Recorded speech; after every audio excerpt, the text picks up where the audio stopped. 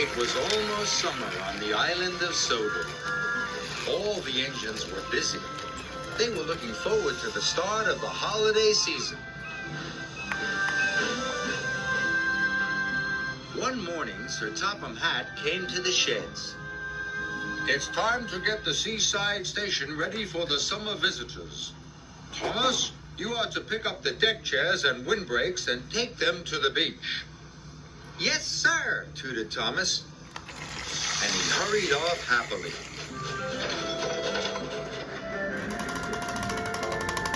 You're looking very cheerful, Thomas, wailed Diesel.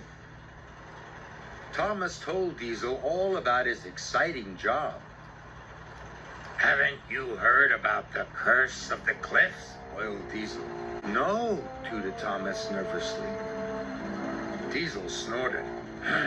Whenever the first engine of the holiday season goes around the headland, a terrible fog comes down over the cliffs. Thomas didn't like the sound of that at all. The engine loses its way, and nobody knows where it goes. Diesel chugged away, leaving Thomas very unhappy indeed. He wished that he didn't have to go to the beach after all. Thomas dragged his wheel slowly along the track. He was very worried.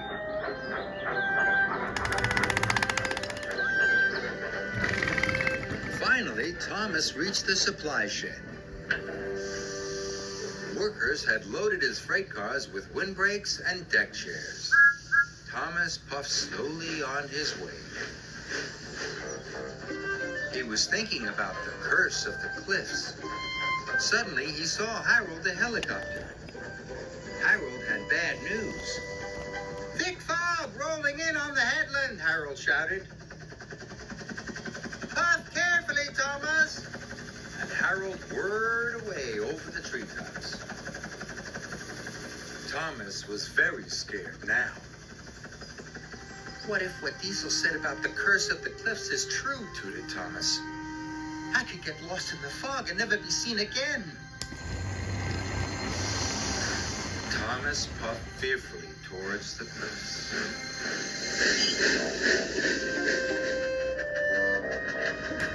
Thomas was approaching the tunnel when he saw Ben. Ben looked unhappy. What's the matter? Asked Thomas kindly. I was enjoying myself until I met Diesel, said Ben unhappily. He told me a monster lives in the tunnel. Now I'm too scared to go through. I'm sure Diesel can't be right about the monster, Thomas said. Why don't I go into the tunnel first? Then you can follow me. Thomas puffed slowly into the tunnel. He heard a strange noise. Must be brave, he told himself. Thomas was determined not to show Ben he was frightened. He screwed up his courage and puffed slowly on.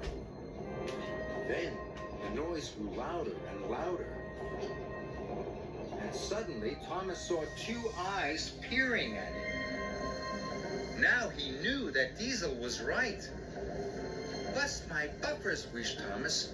There is a monster. Thomas wanted to go back, but he couldn't. He had to help Ben. Must be brave, he chanted. Thomas had to go forward. But as the smoke started to clear, Thomas saw that the eyes weren't eyes at all. They were lights. And the thud, thud, thud wasn't a noise made by a monster. It came from a machine beside the track. It was a generator to power the lights. Then Thomas saw picks and shovels.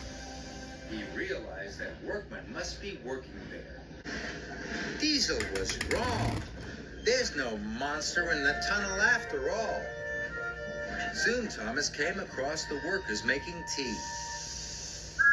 Thomas tooted to the workmen happily. Ben was also very relieved. You're a very brave engine, said Ben.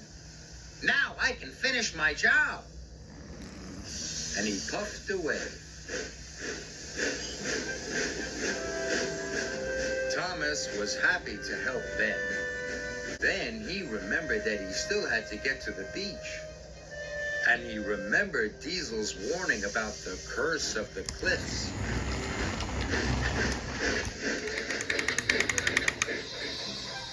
Thomas felt very nervous as he puffed towards the headland. So nervous that he stopped. I can't go any further, Thomas tooted, and he began to reverse away from the cliffs. Then he had an idea. If Diesel was wrong about the monster in the tunnel, maybe he'll be wrong about the curse of the cliffs, he puffed. He started to go forward again. I'm not afraid, he chuffed, as he steamed carefully through the mist. Suddenly, the mist rolled away, and the sun came out. Thomas saw that the cliffs were beautiful. Diesel just wanted to frighten me, Thomas whistled. Soon, the seaside station was up ahead. At last, Thomas reached the station on the other side of the headland. Thomas knew that soon the beach would be filled with happy vacationers.